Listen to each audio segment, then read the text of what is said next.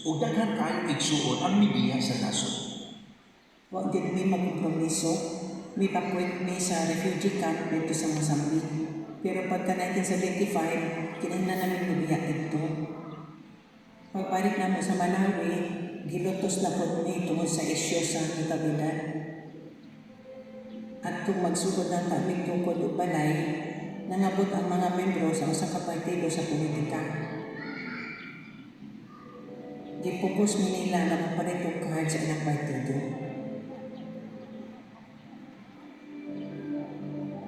Kung mapalit mi adto, malayo na magtungkod na ang balay. Kung mag-eskwela ang mga anak, makapananon po mi.